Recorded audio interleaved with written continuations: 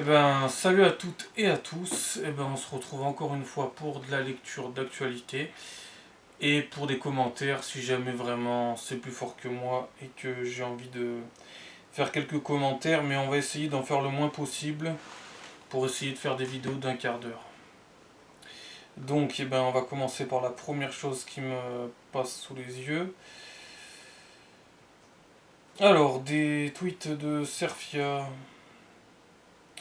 Caresse dans les cheveux, main sur la cuisse, changement de vêtements, chantage affectif. Un encadrant du service national universel est accusé d'agression sexuelle et de harcèlement sexuel par 6 adolescents, tous des garçons, à Vesoul. Alerte info. Emmanuel Macron s'est dit prêt à ouvrir le débat d'une défense européenne qui comprendrait l'arme nucléaire. Frank Tyson, un Afro-Américain de 53 ans, est mort étouffé sous le genou d'un policier 4 ans après George Floyd. Je ne peux pas respirer, je ne peux pas respirer. Tu vas bien, ferme-la.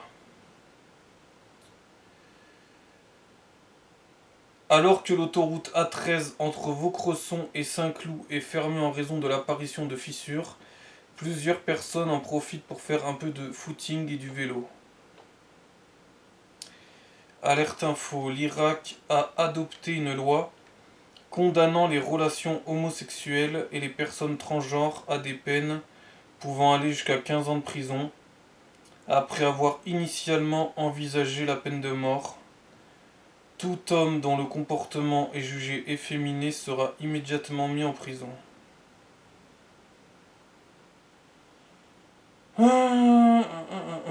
Et quand on pense qu'en France, il y a des gens qui tuent des gens et sortent de prison au bout de 6, 7 ou 8 ans, voire même des fois encore, ils ont même des fois des peines moins longues.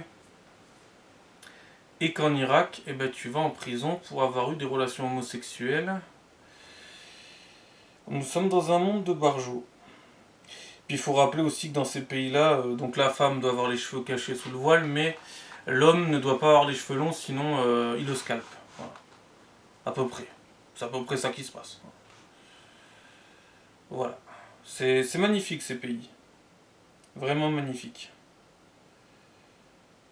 Je vois pas en quoi ça vous dérange que quelqu'un soit homosexuel, mais bon, passons. Le niveau de vie somptuaire du fils de Nicolas Sarkozy à Washington étonne la presse américaine. Oui, bon, ça aussi, hein. Ils vont vous faire des leçons, mais après ils envoient leur fils à l'étranger. Bon, comme si les écoles françaises n'étaient pas suffisamment bien. Apparemment, même les écoles les plus huppées en France ne suffisent pas pour les fils de Nicolas Sarkozy. Puis après, ces gens-là vont te parler des écoles publiques, voire des écoles privées, alors que même les écoles privées, apparemment, ils les mettent même pas là. Alors, il a sûrement fait sa scolarité au lycée en école très privée en France, mais après, comme par hasard, c'est mis à Washington. D'ailleurs, je vous demande pourquoi, par exemple, les fils de Nicolas Sarkozy ne font pas leurs études en Afrique. Non, mais tant qu'on y est, continuons là-dessus. Si c'est si bien, pourquoi ils vont pas en Afrique? Pourquoi ils vont forcément aux États-Unis pour aller faire des cours dans des établissements très huppés, très chics en Afrique? Mais est-ce qu'il y en a? Il doit en avoir très peu. Bizarrement, ils les envoient pas là-bas, c'est bizarre. Mais par contre, faisons venir tout le continent africain. Surtout. Faut pas aller le voir, mais faut le faire venir. Ouais, donc voilà, c'est encore une fois des putains de tartuffes à 2 balles. Après, ça va mettre en avant l'école publique française et ça mettra jamais leurs enfants dedans. Bref. Et après, il faudra surtout pas parler de piston non plus. Parce qu'apparemment, Louis Sarkozy, il a fait des études de diplomatie. Voilà. Des études de diplomatie. Je sais pas trop à quoi ça va lui servir, mais bon, passons. Ces gens-là, ils fonctionnent que au diplôme, mais bon, des diplômes pourquoi faire dans un monde qui part en couille, je vois pas tellement l'intérêt. Dans un monde qui irait bien avec beaucoup de logique, je comprends, mais dans un monde qui sait même pas où il va, tu m'expliqueras, hein. Bref, allez, oui, je continue. Euh, Marseille, un homme de 19 ans né à Alger a été tué par balle sur un point de deal samedi soir, vraisemblablement le troisième narcomicide de l'année dans la ville. L'année dernière, il y en avait une soixantaine, en tout cas de tout ce qu'ils avaient pu constater. Bon, bah cette année, encore je dis une soixantaine, peut-être que je me trompe, même c'est peut-être plus une centaine, enfin. Les chiffres sont pas vraiment exacts, donc bon. Bon, voilà quoi. Et lui, apparemment, il faisait des études en trafic de drogue, hein, pas des études UP à Washington, mais bon. Tout le monde n'a pas ses parents qui s'appellent Nicolas Sarkozy ou Carla Bruni, etc. Donc forcément, le mille poids, mille mesures. Mais ça n'excuse pas le fait de faire du trafic de drogue, hein. Bref, jusqu'à 100 000 euros d'écart dans une même rue. Où faut-il être domicilié à Paris pour que vos enfants échappent au collège et lycée mal fréquentés? Bah voilà, j'en parlais, donc voilà. Bah déjà, faut s'appeler fils de Nicolas Sarkozy, déjà, ça sera déjà pas mal. Le New York Post révèle comment George Soros finance les étudiants anti-israéliens sur les campus américains. Les U15 exclus du mondial. Non, PSG. Les U15 du PSG exclus du mondial après des violences contre les arbitres. Donc ensuite. USA vidéo, je ne peux pas respirer. Un Afro-Américain violent et alcoolisé meurt après son arrestation, 4 ans après George Floyd. Givor. Nuit d'émeute en représailles à l'interpellation de plusieurs mineurs.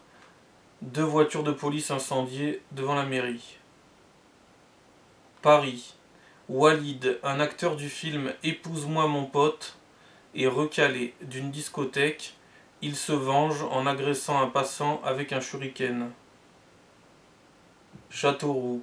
Un adolescent de 15 ans meurt victime de plusieurs coups de couteau. Le fameux couteau, hein, c'est un signe qui ne trompe pas en général.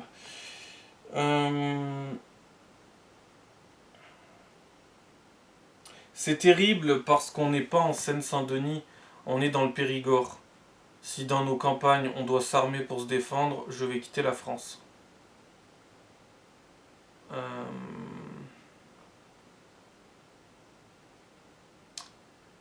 Paris 8e, Walid, un acteur du film Épouse-moi mon pote, est recalé de la discothèque Boom Boom. Il se venge en agressant un passant avec une étoile de ninja.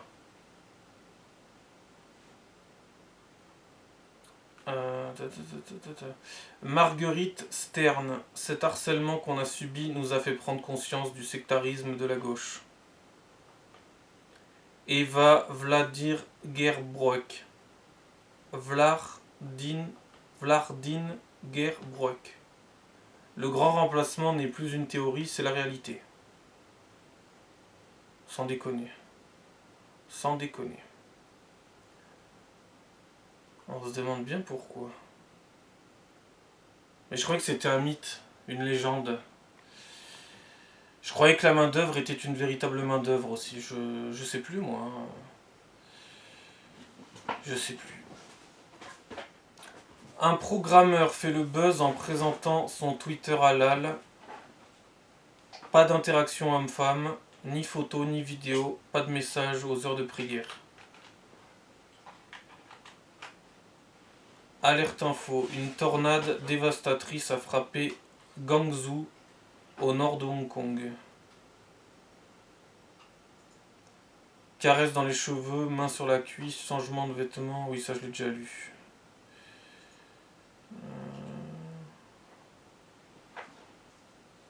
Donc si vous avez quelqu'un un jour qui vous caresse la cuisse, vous savez quoi faire, hein. Si vous avez quelqu'un dans votre entourage qui vous fait un peu des avances en vous caressant la cuisse assez régulièrement, c'est vrai que ça peut être vite lourdingue. Hein. Voilà.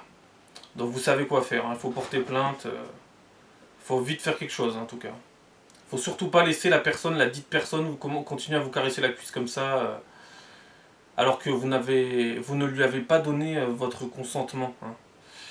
Voilà. Mais je pense qu'on a tous quelqu'un dans notre entourage qui peut faire des blagues lourdingues en nous caressant la cuisse. Hein. Je pense qu'on en a tous un, non? Je sais pas, hein, je pose cette question, hein, peut-être que vous pourrez me répondre en commentaire si jamais. Mais je pense qu'on en connaît tous un. Je pense, hein, j'espère. Hein. Sinon, ça voudrait dire que certaines de mes connaissances ne sont absolument pas normales. Mais ça ne m'étonnerait pas tant que ça. Ensuite,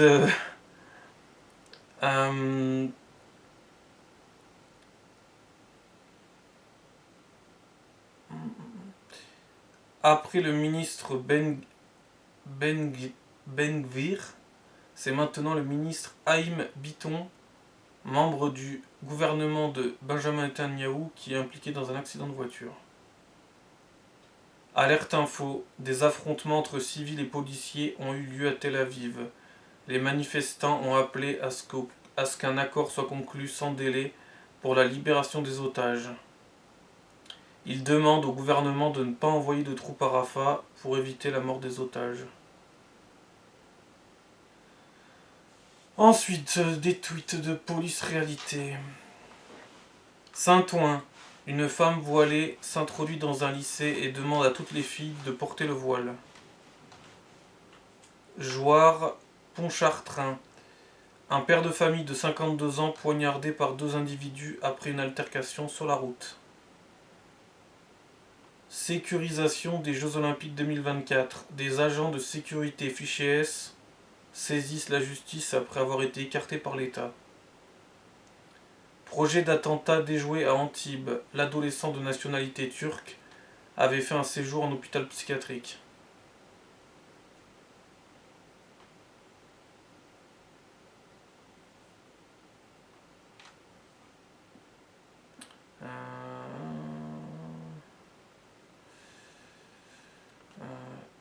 Alors ça tu l'effaces.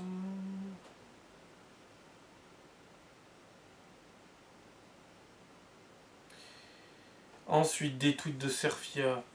Un homme de 25 ans qui avait donné rendez-vous à une adolescente de 15 ans à Hénin-Beaumont via un site de rencontre est tombé sur place sur 2 individus armés d'un couteau et d'un marteau qui l'ont agressé et laissé nu dans la rue.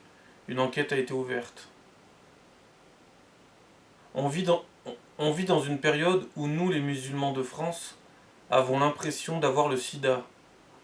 Grégoire a expliqué avoir changé son prénom à connotation arabe car il en a marre d'être discriminé. De quelle origine êtes-vous? Vous faites le ramadan?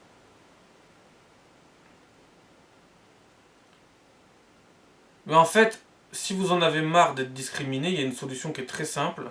Je dis pas que c'est bien d'être discriminé, mais si vous en avez marre d'être discriminé, il s'agirait de retourner dans des pays musulmans. Au moins dans des pays musulmans, vous serez peut-être pas discriminé. Et je dis bien peut-être. Parce que là non plus, c'est pas sûr. C'est même vraiment pas sûr. Après, il y a des cons partout. Et puis il y a des cons qui confondent tout aussi. C'est ça le problème.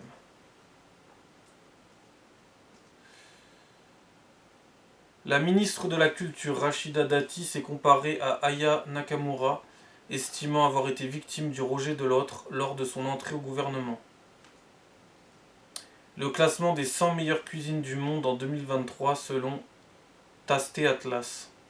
Premier l'Italie, deuxième le Japon, troisième la Grèce, quatrième le Portugal, cinquième la Chine, sixième l'Indonésie, septième le Mexique, huitième la France, 9e l'Espagne, 10e le Pérou, 11e l'Inde, 12e le Brésil, 13e la Pologne, 14e l'Argentine, 15e la Turquie, etc., etc., etc.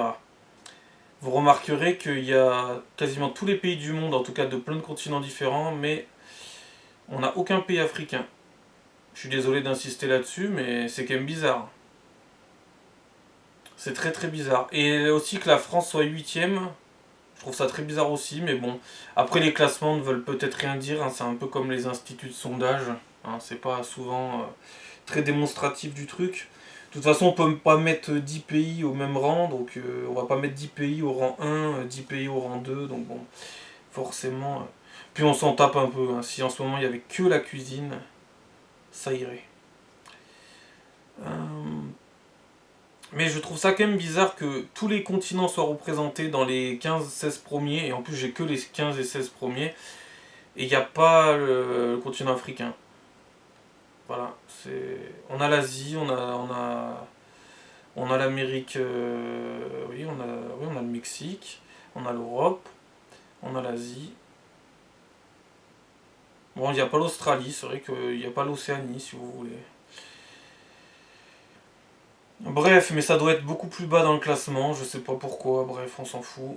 Euh, Danse avec les stars, la franco-québécoise Natacha Saint-Pierre remporte une saison mouvementée. La franco-algérienne Inès Reg, qui l'avait menacée de mort et accusée de racisme, est éliminée par le public. Roya 06, en colère après des actes de vandalisme au sein de l'église paroissiale du village. Je comprends pas trop le truc là, mais... Ah oui, oui.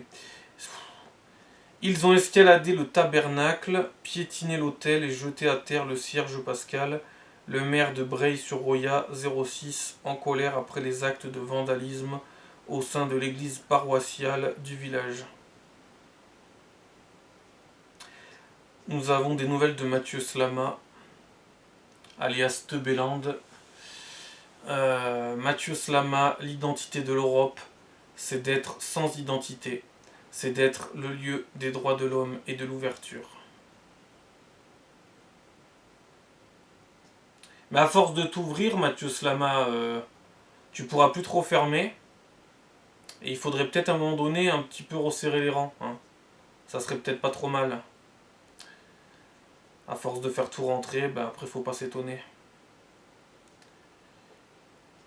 Donc vous savez où aller, hein. Vous pouvez aller voir Mathieu Slama, il veut faire entrer toute la planète Terre, vous pouvez aller le voir, il sera content de vous voir je pense. Karim Zerebi, ma seule aspiration c'est l'Algérie. Donc Karim Zerebi, si ta seule aspiration c'est l'Algérie, il faut aller vivre en Algérie. Il faut pas passer toute sa vie en France, alors si ta seule aspiration dans ta vie c'est l'Algérie. Il faut être un petit peu cohérent, tu vois. Un tout petit peu, hein, pas trop, parce qu'il faut peut-être pas trop non plus t'en demander. Hein. Mais voilà. Quand tu dis ma seule aspiration, donc c'est ma seule, hein, c'est la seule. C'est l'Algérie, ben faut aller en Algérie. Parce que oui, c'est très très bizarre ça aussi.